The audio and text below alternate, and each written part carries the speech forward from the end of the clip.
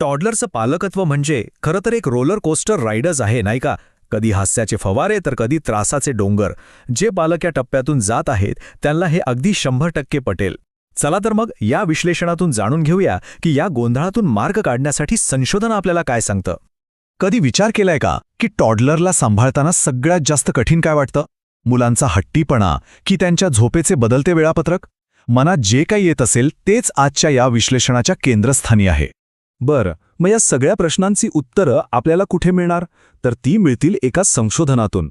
हे विश्लेषण 2012च्या एका अभ्यासावर आधारित आहे, ज्यात संशोधकांनी प्रत्यक्ष आई आणि वडिलांशी बोलून त्यांचे अनुभव समजून घेतले आहेत. आपण टॉडलर म्हणतो, पण म्हणजे नक्की कुठलं वय? तर साधारणपणे 1.5 ते 3 वर्षांचा काळ. हा तोच जादुई पण तितकाच आव्हानात्मक टप्पा आहे जिथे मुलं नाही म्हणायला शिकतात, स्वतःचे निर्णय घेऊ पाहतात आणि त्यांचं स्वतंत्र व्यक्तिमत्व आकार घेत असतं. आणि ऐका, जर कोणाला वाटत असेल ना की हे सगळं हाताळणं खूपच कठीण आहे, तर एक गोष्ट लक्षात ठेवा, ते अजिबात एकटे नाहीयेत. संशोधनातून हे स्पष्ट दिसतं की पालकत्वाचा ताण याच काळात सर्वाधिक असतो. म्हणजे हा काही वैयक्तिक संघर्ष नाही, तर एक सार्वत्रिक अनुभव आहे. चला तर मग पाहूया की ही आव्हानं नेमकी आहेत तरी कोणती. पालकत्वाची ही तारेवरची कसरत करताना आई आणि वडील दोघांनाही कोणत्या सामायिक अडचणींना सामोरं जावं लागतं ते आता आपण पाहूया. पण इथे एक खूप इंटरेस्टिंग प्रश्न समोर येतो. आपण नेहमीच ऐकतो की आई मुलाला वेगळ्या पद्धतीने सांभाळते आणि वडील वेगळ्या. पण खरंच तसं आहे का? या अभ्यासात काय दिसलं? चला शोध घेऊया. काय वाटतं, आईवडिलांच्या अनुभवांमध्ये खूप मोठा फरक असेल की अगदी थोडा? तयार रहा, कारण संशोधकांना जे काही सापडलं ते ऐकून कदाचित अनेकांना आश्चर्य वाटेल. आणि आश्चर्य म्हणजे काय? अभ्यासात असं दिसून आलं की आई आणि वडील यांच्या अनुभवांमध्ये फरकापेक्षा साम्यच खूप जास्त होतं. हे खरं तर आजच्या बदलत्या पालकत्वाचं चित्र आहे, जिथे पारंपरिक भूमिका मागे पडून को पेरेंटिंग म्हणजे एकत्र मिळून पालकत्व निभावण्यावर भर दिला जातोय. अगदी सगळ्यात मोठ्या आव्हानांकडे पाहिलं तरी हेच दिसतं. दोन्ही पालकांसाठी म्हणजे आई आणि वडील दोघांसाठीही सगळ्यात मोठी डोकेदुखी काय होती? तर मुलांचा हट्टीपणा आणि कामासोबत घराचं आणि वेळेचं नियोजन करणं. आणि हे फक्त 1-2 गोष्टींपुरतं मर्यादित नव्हतं.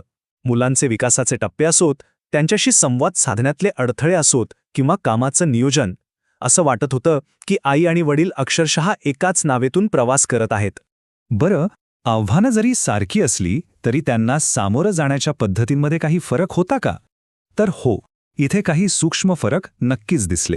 आणि हेच फरक पालकत्वाच्या अनुभवाला वेगवेगळे पैलू देतात. चला पाहूया. अभ्यासात असं दिसलं की आया वेगवेगळ्या प्रकारच्या युक्त्या वापरत होत्या, जसं की त्या आपल्या जोडीदाराची मदत घ्यायच्या, परिस्थिती आहे तशी स्वीकारायच्या, कधी स्वतःसाठी थोडा ब्रेक घ्यायच्या, तर कधी पालकत्वावरची पुस्तकं वाचायच्या किंवा मित्रमैत्रिणींचा सल्ला घ्यायच्या. त्याउलट वडिलांनी काही वेगळ्याच अडचणी मांडल्या. अनेकांना मुलाला झोपवणं किंवा खाऊ घालणं यांसारखी जी रोजची कामं असतात त्यात जास्त त्रास जाणवत होता. आणि हो, मुलाचं आईशी जास्त घट्ट नातं असल्यामुळे त्यांच्याशी एक कनेक्शन बनवणं कधीकधी त्यांना कठीण वाटत होतं. बाहेरच्या मदतीबद्दल बोलायचं झालं तर तिथेही एक छोटा पण महत्त्वाचा फरक होता. आया मुलांच्या शिक्षकांशी बोलून माहिती आणि सल्ला मिळवण्यासाठी खूप ॲक्टिव्ह होत्या, तर वडील चाइल्ड केअरकडे फक्त एक सोय म्हणून पाहत होते, जिथे मुलाला काही काळासाठी ठेवता येईल. तर मग ह्या सगळ्या आव्हानांना सामोरं जाण्यासाठी सर्वात मोठी ताकद कुठून मिळते? या अभ्यासात एक उत्तर अगदी स्पष्टपणे समोर आलं, आणि ते म्हणजे एकमेकांची साथ. पालकत्व हा एक टीम गेम आहे आणि त्यात जोडीदाराची भूमिका किती महत्त्वाची आहे हे आता आपण पाहूया. या अभ्यासातल्या एका वडिलांचं हे वाक्य ऐका. ते खूप काही सांगून जातं. येस, माझी पत्नी माझा दुसरा पर्याय येस आहे आणि माझा तिसरा पर्यायही येस आहे. ती कोणत्याही वेळी एक अप्रतिम पालक असते.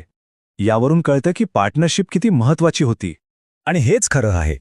या अभ्यासातल्या बहुतेक पालकांसाठी म्हणजे आई आणि वडील दोघांसाठीही त्यांचा जोडीदारच त्यांचा सगळ्यात मोठा आधार होता. पालकत्वाच्या प्रवासातली नंबर 1 ची ताकद होती ती. मग यशस्वी सहपालकत्वाची ही प्लेबुक आहे तरी काय? या अभ्यासानुसार 3 महत्त्वाच्या गोष्टी आहेत.